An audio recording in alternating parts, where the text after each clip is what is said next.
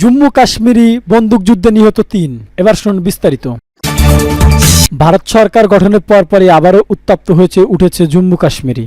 গত কয়েকদিন ধরে সেখানে সাহসী অভিযান চালাচ্ছে দেশটির নিরাপত্তা বাহিনী। আজকের সংবাদ সম্পর্কে আপনার মূল্যবান মতামত জানিয়ে দিবেন আপনারা কে কোথা থেকে দেখছেন এবং শুনছেন। স্বাধীনতাকামী যোদ্ধাদের বিরুদ্ধে এই অভিযানে নিয়মিত সংঘর্ষের খবর আসছে। বুধবার এনডিটিভিতে জানিয়েছেন সেনাবাহিনী ও স্বাধীনতাকামী যোদ্ধাদের মধ্যে বন্দুকযুদ্ধে ৩ স্বাধীনকামী নিহত হয়েছেন।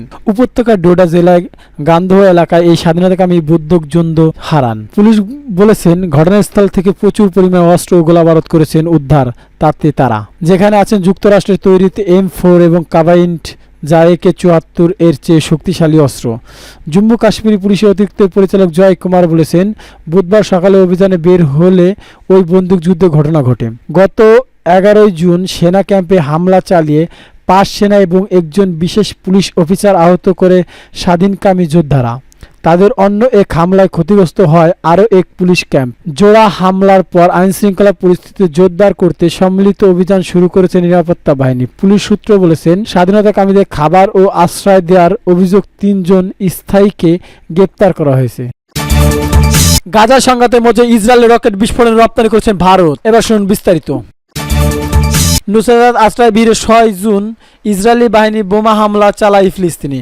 এ বিষয়ে কুদস নিউজ নেটওয়ার্কে একটি ভিডিও প্রকাশ করেন। সেখানে ইসরায়েলি যুদ্ধ বিমান থেকে নিক্ষেপ করা হয় একটি ক্ষেপণাস্ত্র। ধ্বংস শেষে দেখা হয় ক্ষেপণাস্ত্র ধ্বংস শেষে পরিষ্কারভাবে একটি লেবেল দেখা যায়, যেখানে লেখা ছিল মেড ইন ইন্ডিয়া, ভারতের নির্মিত। বুধবার এই তথ্য জানিয়েছেন আল জাজিরা। গত 15 মে ভোরে স্পেনের কার্তাহেনা বন্দরে উপকূল মালবাহী জাহাজ বোরকাম এসে পৌঁছায়। বন্দর থেকে অল্প দূরে সমুদ্রে অবস্থানত এই জাহাজের বিরুদ্ধে ফিলিস্তিনি পতাকা উড়ে বিস্ফোরণ প্রকাশ করেন স্পেনের জনগণ। তাদের দাবি, এই জাহাজে করে ইসরায়েলের জন্য অস্ত্র নিয়ে যাওয়া হচ্ছে।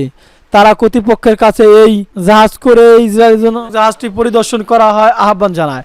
তবে স্পেন সরকার কোনো সিদ্ধান্ত বা পদক্ষেপ নেওয়ার আগে স্পেনের বন্দরে থাকা পরিকল্পনা বাতিল করে সোভিনিয়ান বন্দর কোপারের উদ্দেশ্যে রওনা হয়ে যায় বোরাকাম নামে জাহাজটি। এতে বিষয়টি নিয়ে সন্দেহ আরও ঘনীভূত হয়। আল জাজিরার হাতে কিছু নথি এসেছে, যা থেকে জানা গেছে যে এই জাহাজটি ভারত থেকে নিয়ে আসা বিস্ফোরণের উপকরণ বোঝাই করা ছিল এবং এর শেষ গন্তব্য ছিল ইসরায়েলি বন্দর আশদোদ, যা গাজাটি উপত্যকার প্রায় থেকে 30 কিলোমিটার দূরে। এলবিটের উপপ্রধান নির্বাহী কর্মকর্তা জোসেফ গ্যালপার জানান, তার প্রতিষ্ঠান ইসরায়েলি সামরিক বাহিনীর চাহিদা মেটাতে সপ্তাহে 7 দিন ও দিনে 24 ঘন্টা কাজ করে বাধ্য হচ্ছে। গাজা আকাশে ইসরায়েলে হামাসের ড্রোন দেখার মানেই এটা নয় যে সেটা ভারত থেকে এসেছে, কারণ ইসরায়েল নিজেও এ ধরনের ড্রোন উৎপাদন করে, যোগ করেন জেইন হোসেন। আদানি গ্রুপ জানিয়েছেন, তারা ইসরায়েলের কাছে ড্রোনের ছোট চালান পাঠালে এগুলো কোনো মারাত্মক সংযুক্ত করা নেই। প্রতিষ্ঠানটি জানায়, আমরা আবারও জানাচ্ছি, এসব ড্রোন নজরদারি কাজের জন্য,